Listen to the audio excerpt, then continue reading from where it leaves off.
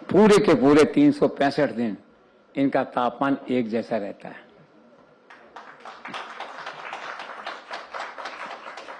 और इसीलिए कहा जाता है कि Arjun Meghwal represents the image and brand of stability in Modi government, Modi cabinet जो है। ये इनका भाग्य था कि इन्हें अवसर मिला कि दशकों पुरानी जो क्रिमिनल प्रोसीजर कोड था, आईपीसी थी, उनको जो चेंज करने का मैंडेट था नरेंद्र मोदी का, अमित शाह का, उसे मूर्त रूप लाने का जो काम है, उसका सारा जो होमवर्क है, उसे एग्जीक्यूट करने का जो अवसर है, वो इन्हें मिला। ये बधाई के पात्र हैं उसके लिए जो है। इसी प्रकार से ईज ऑफ डूइंग बिजनेस, बहुत सी धाराएं ऐसी थी, छोटे छोटे अपराध में छोटे छोटे लैप्सेज के लिए उद्योगपतियों पे क्रिमिनल प्रोसिक्यूशन, लोग परेशान थे, इन्वेस्टमेंट में बाधा था। तो लीडरशिप ने फैसला किया कि इन पुराने कानूनों को बदला जाए और वो सारे कानून संशोधित किए जाएं जो ईज ऑफ बिजनेस को एडवर्सली प्रभावित करते हैं। तो आप देखिए, मैंने सुना कि 42 सेंट्रल एक्ट थे जिनमें 183 ऐसी धाराएं थी, ऐसे प्रावधान थे जो क्रिमिनलाइजेशन की ओर संकेत करते थे। उसका गैर अपराधीकरण आपके कार्यकाल में हुआ, बहुत बड़ी बात है। जब अर्जुन मेघवाल अपने जीवन की आत्मकथा लिखेंगे तो देखेंगे कि देश के 2 बड़े काम, उनके होमवर्क की सारी जिम्मेदारी नरेंद्र मोदी, अमित शाह ने इनको सौंपी और इनके रिपोर्ट कार्ड में ये बात हमेशा लिखी जाएगी और इनको याद रहेगी।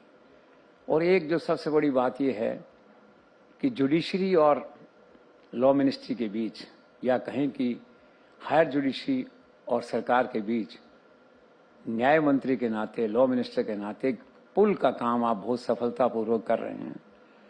आपने देखा होगा इनके कार्यकाल में सुप्रीम कोर्ट वर्सेस सरकार कभी नहीं हुआ, हो जाता है कभी कभी, इतना टैक्टफुली हैंडल करते हैं ये।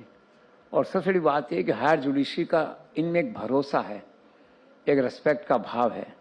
तो वो जो तालमेल है उसमें ये एक पुल का काम करते हैं और सक्सेसफुली कर रहे हैं। और ये क्या बड़ा सेंसिटिव मुद्दा है, लेकिन बहुत ही शालीनता से, गरिमा के साथ और पूरी प्राइवेसी के साथ ये उस विषय को डील कर रहे हैं। राजस्थान इनका होम स्टेट है, बीकानेर इनका कॉन्स्टिट्यूंसी है इनकी जो है। तो राजस्थान की राजनीति में भी इनका एक खास स्थान है। He is a man to watch जिसे कहते हैं। आज राजस्थान के मुख्यमंत्री हैं भजन लाल शर्मा, उनके साथ इनका बहुत अच्छा तालमेल है। वैसे तो इनका सभी के साथ तालमेल अच्छा है। उस तालमेल का परिणाम ये कि बीकानेर संभाग में जो है विकसित भारत का जो एजेंडा है, सरकार का एजेंडा है, प्रधानमंत्री का एजेंडा है, उसे लागू करने में राज्य सरकार का, चीफ मिनिस्टर का पूरा कोऑपरेशन आपको मिलता है। और ये लोग क्या है, एक टीम के रूप में जब मिल के काम करते हैं तो बहुत अच्छा लगता है सबको, जयपुर में भी, दिल्ली में भी, इसे कहना चाहिए। और एक बात और है कि आपका जो शैक्षणिक पार्ट है, एकेडमिक पार्ट कहते हैं, लिटरेरी पार्ट कहते हैं, वो बड़ा स्ट्रॉन्ग है। आपने 2 अद्भुत पुस्तकें लिखी हैं, सफर एक हम सफर के साथ। वो पुस्तक आपकी धर्म पत्नी के साथ आपके जो अनुभव हैं, जो जीवन है, उसका वर्णन है उसमें, आप देखिए।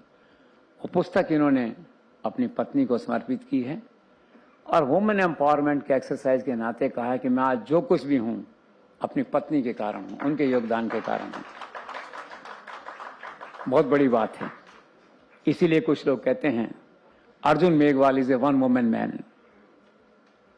राजनीति में एक चरित्र की ओर संकेत करता है इनका आचरण जो है। एक दूसरी पुस्तक इन्होंने लिखी है जिनको शादी के 50 वर्ष हो गए हैं, तो उन्होंने कहा है कि दाम्पत्य का दिव्य पथ। दोनों पुस्तकें हैं, आज है नहीं मेरे पास यहाँ। मैं अंशु से कहूँगा कि आप सबको वो किताब जो है वो उपलब्ध कराएं, बहुत अच्छा लगेगा आपको देख के जो है। और एक क्या है कि आप भजन भी गाते हैं, धर्म भी करते हैं। मैं तो हैरान होता हूँ, एक व्यक्ति के इतने सारे स्वरूप जो हैं और वो सभी के सभी सफलतापूर्वक संचालित होते हैं, ये ईश्वर का अद्भुत वरदान है आपको जो है।